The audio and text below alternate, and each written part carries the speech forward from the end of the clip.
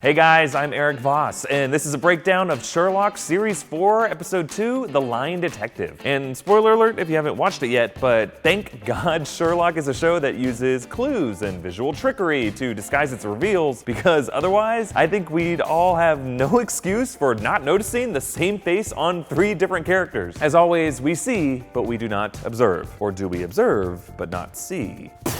Anyway, just like last episode, The Six Thatchers, I'm going to point out all the subtle, missable details, the winks to the original Arthur Conan Doyle short stories, and all the work this episode did to set up this huge reveal. So let's get started with the opening images. So the first thing we see is this gunshot, which we've seen in the new Series 4 opening credits. Now, obviously, the final scene of this episode reveals who's holding this smoking gun, but this opening sequence already sneaks in a few clues. For one, notice how John is framed here in a horizontal profile shot as the camera pans down. Obviously, this is one of the show's many impressionistic transitions, indicating that John right here is in a totally different location than where the gun is, laying awake at night in his bedroom, haunted by another gunshot that killed his wife, Mary. But another way to look at this is framing John this way implies that he is in another specific location where we see him seconds later, a place where John would lie on his back and express his grief to a therapist. So putting this all together, the therapist is the shooter. Also, another clue, check out this rug that's in the therapist's office. It looks like a spreading puddle of blood on the floor between her and John. So who has a rug like that? Obviously, this is meant to catch our eye. Bad things are gonna go down in this location. But there are some other subtle things that this scene does to give us even more information about the therapist, specifically a connection between her and Sherlock. So notice how John and the therapist sit in the same placement that John and Sherlock do in their flat on Baker Street, with John on the left and Sherlock and the therapist on the right. Also, the therapist notices John's eyes wandering to look at Mary, and she says this line.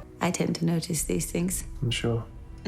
Now, I am reminding you of your friend, I think. Now, in this moment, we're just meant to think of her as a really perceptive therapist who can tell that John misses Sherlock. But knowing the reveal later, this woman is literally a female counterpart to Sherlock, with the same sociopathic and perceptive tendencies that all the Holmes kids have. And the fact that Sherlock has been so adamant lately that in other cases, It's never twins. that kind of makes me think that these two might have ended up sharing a womb at some point. And before I move on, I just want to point out how amazing Sean Brooke is in her various roles in these episodes. Brooke actually played opposite Benedict Cumberbatch as Ophelia in their recent staging of Shakespeare's Hamlet. And I know that some more perceptive viewers were like, hey, that's obviously the same woman, but I was fooled. And I think that's a product of Brooke's mastery of accents and mannerisms as a performer, as well as amazing makeup and hair and costuming by the crew. But another thing that disguises this is the way that she is shot and edited. So like, notice how in pretty much all of her scenes until the end, Brooke is shot at an angle, with the light catching her glasses and her hair more than her facial features, often out of focus and at a distance, while the focus is really on the other character in this scene. And each time the camera cuts to her, we cut away before we can really get a good look at her. Now, I'll talk more about this kind of clever camera work later on, but let's move on to the introduction of this episode's villain, Culverton Smith, played by Toby Jones. Now, if you're watching in the UK, you might have recognized some parallels between Smith and Jimmy Savile. He was another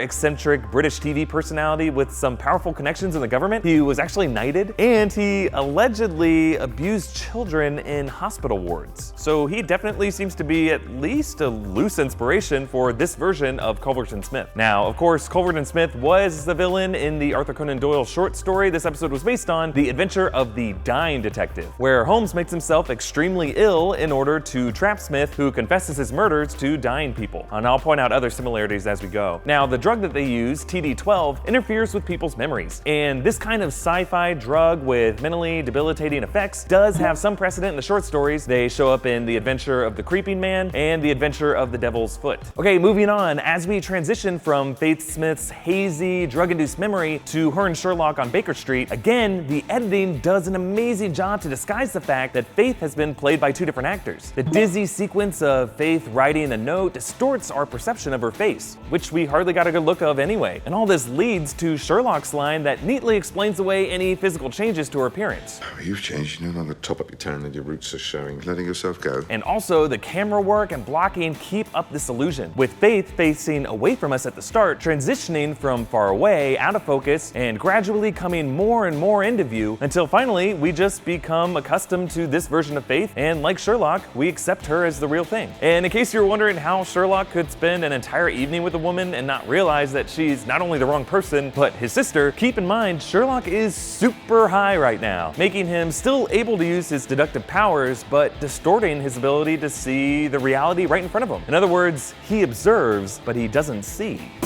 And remember, Sherlock has had a blind spot for fellow psychopaths, like with Moriarty posing as Molly's boyfriend in The Great Game, and the cab driver in A Study in Pink. Also, I should point out that a lot of these story elements are inspired from the short stories as well, with Holmes' cocaine addiction showing up in The Sign of the Four, The Five Orange Pips, The Man with the Twisted Lip, and The Yellow Face. Also, Holmes trying to work out an unknown person sentenced to death happens in The Valley of Fear. And then notice when Sherlock says this line. Your life is not your own. Keep your hands off it. Do you hear me? That line is taken directly from The Adventure of the Lion's Mane, where Holmes sees that a female client is planning to commit suicide and he has to talk her down, which is exactly what he thinks he's doing with Faith in this episode. We also get a few references to Stephen Moffat's other show, Doctor Who. So like the book that Faith hides the folded note inside is written by Lavinia Smith. She's the aunt of Sarah Jane Smith in the classic Doctor Who. But in the more recent version, Moffat wrote an episode called The Beast Below, in which characters voluntarily erase their memories, just like in this episode of Sherlock. But moving on to these two siblings and maybe twins adorably strolling through the streets of London. And I love this line from Fake Faith. Big Brother is watching you. Now obviously this is a reference to George Orwell's 1984, with Faith comparing Mycroft's surveillance to the authoritarian society in that book. But also, this is another clue! Scoobs! Because Faith is talking about Mycroft here, who is literally her and Sherlock's big brother. We also get this amazing visual sequence of Sherlock reconstructing Fake Faith's fake flat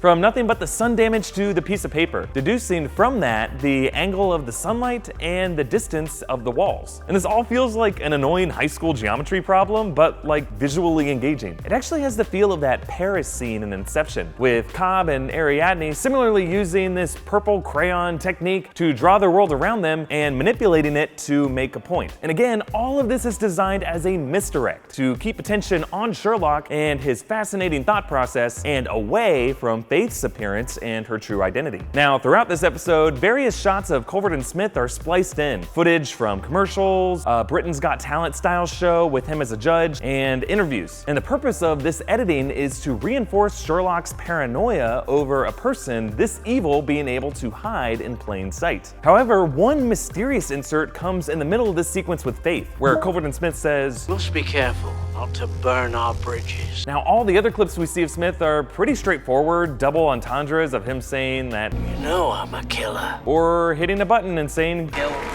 Meanwhile, burning bridges is a phrase that means like severing ties in business or personal relationships. So why include a random shot of Smith giving some business advice? So this leads me to a theory prediction that I have for next episode, so skip to this time if you don't want to know anything about it. So I think this is a bit of a shot in the dark, but I think this reference to bridges is going to be important. So if you saw the trailer for episode 3, The Final Problem, there's kind of a cheesy shot with Sherlock and John jumping from a massive explosion, and I'm wondering if this is a burning bridge that Culverton Smith was alluding to. And we might see some other kind of great game from Moriarty that involves like London Bridge falling down or blowing up. Now, this sequence of Sherlock deducing the word anyone is brilliantly edited to show Sherlock's inverted perspective on details to arrive at the truth. He revisits his previous locations, now shown from a new angle and even a new lens, with Molly, Mary, and Faith all saying the word anyone. Also, an inverted color shot of the word someone from the note, a reconstruction of Smith's boardroom, and his Baker Street flat literally inverting on its side, which they had to construct a special rotating set for. And the YouTuber Nerd writer did an amazing analysis of this sequence that you should definitely check out if you haven't already. But one thing I appreciated about the way this sequence ends is notice how Sherlock collapses onto the sofa with his head shoved into a pillow made of tweed, which is the same material that his iconic deerstalker hat is made out of. So I know I might be forcing this, but I just like how a version of Sherlock's hat pops onto his head at the precise moment that he makes this big realization. Okay, moving on past one of my favorite twists ever on the show, that Mrs. Hudson is behind the wheel of this speeding Aston Martin, to this moment with Sherlock ranting and raving in his flat, full conspiracy theorist, and his lines here are from Shakespeare's Henry V. Once more unto the breach, dear friends, once more! So other than giving Benedict Cumberbatch a chance to show off his Shakespeare and reveal the origin of The Game Is On, The game's afoot. this quote is actually very fitting because it's considered one of the best descriptions on what it's like to go to war. And Sherlock is facing going to war with Culverton Smith. And Sherlock shooting the wall is a reference to the short story The Musgrave Ritual, where Holmes fires his revolver into the wall to create the initials VR for Victoria Regina, the Queen of England during the Victorian age. Also, I should point out that Mrs. Hudson interfering and forcing Watson to meet with Holmes is another thing that happens in the Dying Detective short story. Moving on to Sherlock coming face to face with Culverton Smith after accusing him publicly of being a serial killer. And a lot of you are asking how exactly Smith is hiding in plain sight. Like, he has all these punny media spots, a commercial where he says, I'm a serial killer. a magazine headline that reads, "You wouldn't believe the things they let me get away with." He wrote a book titled How to Make a Killing. He's the host of a show called Business Killer, and his catchphrase is "Kill." And yeah, all this does seem super obvious and over the top, but I think that's the point. This is Culverton Smith's public persona. He naturally comes off as kind of a creepy serial killer, so he owns it and plays that up so that no one actually takes it seriously. This is his kind of brilliant version of hiding in plain sight. Now, visiting a hospital for charity is another plot point taken directly from the short story, but check out this hospital. It's called St. Cadwalla's. Now, Cadwalla was a prolific killer who repented before he died, and he's considered the patron saint of serial killers. Man, they got a patron saint for everything. Also, this show's production designer pointed out that the logo for this hospital was designed in such a way to both look like someone caring for another person, if you look at the light part of it, but if you look at the dark, a spooky, spooky face. So just like Culverton Smith set up this hospital under the guise of helping people, when in reality, he's spooky. Also, notice how this woman, named Nurse Cornish, is brutally honest with John about the blog. It's gone downhill a bit, isn't it? This is a reference to a real-life experience of Arthur Conan Doyle, where a Cornish boatman rowed him across a river, and upon realizing that Conan Doyle wrote the Sherlock Holmes stories, he said, it was never the same after he came back from the dead. That's good. Cockney, right? So Nurse Cornish is a tribute to Conan Doyle's first real critic. Okay, moving on to Sherlock talking to the sick children, where we get a few more references to the short stories. Sherlock's phrase, the Iron chain of reasoning. is a common expression that Holmes uses in A Study in Scarlet and The Six Napoleons. In the story of Blessington, the poisoner. is a wink to the resident patient, and the Draycliffe House. references a radio play where everyone locked in a house tried to murder one victim. And then finally, The killer orangutan. it could be a reference to a couple things: The Adventure of the Creeping Man, where a professor ingested monkey glands and becomes homicidal, or the Edgar Allan Poe detective story, The Murders of Rue Morgue. Arthur Conan Doyle listed Poe as a huge influence on his writing. Moving on, once it becomes clear that Culverton Smith is an actual murderous monster, he brings up H.H. Holmes. as a favorite serial killer. Now, it's a coincidence that he shares his last name with Sherlock, but Holmes was infamous. He killed upwards of 200 people, stalking them at the World's Fair in Chicago and bringing them back to his own murder castle, which was a 3-story building with a labyrinth of rooms and weirdly shaped hallways and hidden doors. And Smith reveals later on that he went through several architects so that only he would know the complete layout of the hospital and all of its hidden doors, which is exactly what Holmes did when constructing his murder castle. This is also something that reportedly has happened to famous architects throughout history, with Ivan the Terrible of Russia blinding the architect who built St. Basil's Cathedral, and Shah Jahan cutting off the hands of the architect and builders of the Taj Mahal. So all of you architects out there, maybe keep your work nice and mediocre. Now, in my breakdown of the 6 Thatchers, I speculated that the post-credit line from Mary, "Go to Hell, Sherlock," seemed to have more to it, judging from how dead serious Mary sounded. And this episode sheds more light on around that with an extended version that explains why Sherlock is making himself ill. It's all about bringing him and John back together, exploiting John's role as a doctor to heal and care for others to restore their partnership, which is also a major part of the story in The Lying Detective as well. And I just love how this episode adapts the short story's ending, which had John himself hiding in the hospital room and eavesdropping while Smith confessed his crime. And the episode updated this to a metonymy of John, his walking stick, doing the eavesdropping with a hidden recording device inside. It was also pretty impressive for Sherlock to stay one step ahead of Smith by adding a fourth device, saying, Must be something comforting about the number 3. People always give up after 3. Now, a lot of fans are wondering that this might be a clue that instead of 3 episodes, which are typical for the seasons, there might be an extra 4th episode as a bonus. We will see. Okay, moving on to a later scene where John reveals that it is Sherlock's birthday. So for years, fans have speculated that Sherlock's birthday was on January 6th. Their reasoning was that in the short stories, there were some key moments where Sherlock references Shakespeare's Twelfth Night, and that refers to the 12th night of Christmas, or January 6th. Now, this episode aired on January 8th, implying that this theory might be true. And real quick, as Mycroft and Lady Smallwood straighten up after getting some, which was teased with a clever Archer-style jump cut from earlier. And how am I supposed to do that? Sex. I'm sorry? If you look closely, you can see Mycroft's notebook and a handwritten list of Sherlock's bolt holes, hideouts from his last vow. The blind greenhouse at Ken Gardens, the leaning tomb at Hampstead Cemetery, and the clock face of Elizabeth Tower, also known as Big Ben. But let's move on to this final scene, with the big reveal that John's therapist, the woman posing as Faye Smith, and E, the woman from the bus whom John was having a text affair with, were all the same woman, Eurus Holmes, Sherlock and Mycroft's secret sister. Now, Sherlock Holmes scholars, apparently that's a thing, have speculated about the existence of a third Holmes sibling, a brother who likely had the name of Sherrinford, which was Conan Doyle's original name for Sherlock. And then in his last vow, there was Mycroft's mysterious line. I am not given to outbursts of brotherly compassion. You know what happened to the other one. So that moment, combined with Mycroft calling Sherrinford at the end of last episode, it all pretty much confirms that we would be seeing this third legendary Holmes sibling. And many people hoped that Tom Hiddleston would pop up in the role. But this show is cleverer than that, with Mycroft saying the other one, meaning it could be a brother or a sister. And this sister isn't named Sherrinford, but Eurus, explaining the E that she went by as the woman on the bus. I'm thinking Sherrinford may be the code name that Mycroft has given her, or could refer to a facility that she was in, more on that in a second. But first, notice what she tells John as the origin of the name Eurus. Silly name, isn't it? Greek, means the east wind. Now, the words the east wind are a callback to his last vow, where we heard Mycroft telling this to Sherlock. The east wind is coming, Sherlock. It's coming to get you. And then Sherlock repeated this later to John. The east wind takes us all in the end. What's that? It's a story my brother told me when we were kids. The east wind, this terrifying force that lays waste to all in its path, seeks out the unworthy and plucks them from the earth.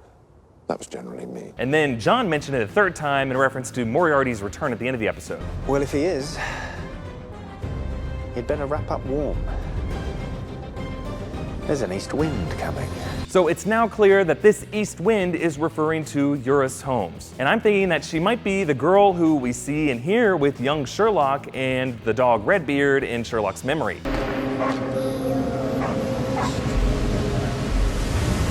I assume next episode will reveal more about this backstory, but I'm gonna make a guess here, and if you'd rather not hear it, skip to this time in case it ends up coming true and it's an accidental spoiler. My theory is that when they were kids, Eurus might have done something to traumatize Sherlock. Like maybe she freaked everyone out by killing the dog Redbeard, which could have haunted Sherlock into becoming the sociopath he is today. Whatever it is, I'm thinking that she was taken away from her brothers into a facility, perhaps called Sherrinford, with her growing up to be this dangerous, imprisoned criminal mastermind, like Hannibal Lecter or something, which might explain why Mycroft told Lady Smallwood, Sherrinford is secure. I don't know, as you can see, this is all kind of like unorganized mind palace prediction gunk. Obviously, we'll wait to see if next episode proves me right on any of it. And before I get to this final literal shot, there are a few things I just love about this whole scene. First, notice how John mistakenly assumes Sherlock's sibling is a man, not a woman, which parallels Sherlock making the same mistake in the first episode, A Study in Pink, assuming that the name Harry referred to a brother, not his sister Harriet. Also, as Eurus begins to reveal the truth, we see a shot of her as Faye Smith, walking normally, then transforming into using a cane in slow motion, which seems like a reversal of the end of The Usual Suspects, where, spoiler alert, Kaiser Soze reveals himself to us by walking with a limp and then walking normally. Also, she tells John that a mutual friend put her in touch with Culverton Smith, and the secret message of "Miss Me" on the note indicates that, like Vivian Norbury and perhaps every major villain in the show, she is an associate of James Moriarty. And this final shot is a mirror of the opening shot, fading into red like a 007 opener. And really, I don't think anyone believes John actually got shot in the face here. The close-up on the smoking gun intentionally leaves it vague so that you can't see exactly who fired this gun or where it's pointed. And all this combined with the fact that John shows up in the trailer for next episode, this obviously isn't the end of John Watson. Okay, thanks for watching, and let me know what you think in the comments. And make sure to check out my breakdown of last episode, The Sixth Thatchers, and keep an eye out for my breakdown of the finale, The Final Problem. And please hit like and subscribe to New Rockstars and share this video with all your friends. You can also contribute to us on Patreon. Thanks so much to all of our donors, especially Kelly Hopper. And if you aren't currently a patron, we would love your support. You can hit me up on Twitter with any theories or thoughts that you have about Sherlock at EAVOS, or you can follow New Rockstars on Twitter at New Rockstars for updates on when our videos are coming out. All right, thanks for watching. Bye.